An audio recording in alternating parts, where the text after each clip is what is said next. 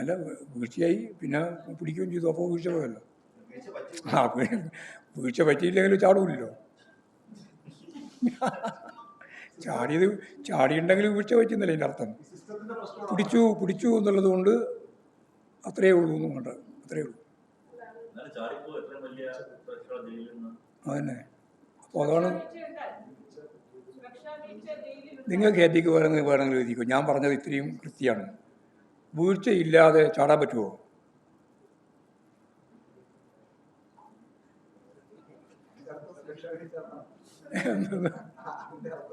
അതെന്താ അതിൻ്റെ അർത്ഥം? എന്താ സിസ്റ്റത്തിൻ്റെ പോരായ്മയാണോ എന്ന് ഇവന് ഓരോരാൾ ഓരോ ഇങ്ങനെ ചോദ്യങ്ങൾ ചോദിച്ചുകൊണ്ടിരിക്കുകയാണ്. ഗോവിന്ദച്ചാമി ചാടി എന്നുള്ളത് സത്യം. ഗോവിന്ദച്ചാമിയെ കുറച്ച് സമയം കഴിയുമ്പോഴേക്ക് പിടിച്ചു എന്നുള്ളതും സത്യം. അത് അതിനിപ്പം വീഴ്ച പറ്റി നിങ്ങൾക്ക് എന്താ ഇപ്പം അതിൻ്റെ ഭാഗമായിട്ട് വേണ്ട വാർത്തയിൽ? അല്ല, നിങ്ങളെന്താ ഉദ്ദേശിക്കുന്നത് വാർത്ത? വീഴ്ച പറ്റാൻ പാടുണ്ടോന്നോ? അങ്ങനെ പിന്നെ വീഴ്ചയെ പറ്റൂല്ലോ ലോകത്ത് പിന്നെ വീഴ്ചയെ പറ്റാതൊരു അവസ്ഥയല്ലേ വരിക? വീഴ്ചയെല്ലാം പറ്റും, പലപ്പോഴും പറ്റും. പല സംഭവങ്ങളിലും ഉണ്ടായിട്ടുണ്ട്, ഇനിയും പറ്റും.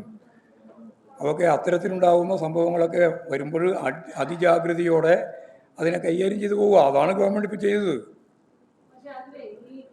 അപ്പോൾ തന്നെ പിടിച്ചതുകൊണ്ട് നിങ്ങൾക്ക് വാർത്ത പോയി. ഇല്ലെങ്കിൽ ഒരു 24 മണിക്കൂർ സമയത്തേക്കുള്ള ഒരു വാർത്ത നിങ്ങൾ സെറ്റ് ചെയ്ത് വന്നതായിരുന്നു.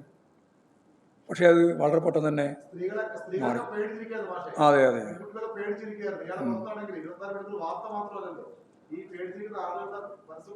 അതുകൊണ്ടുണ്ട്. പിടിച്ച വളരെ നന്നായി. എല്ലാവർക്കും നന്നായി.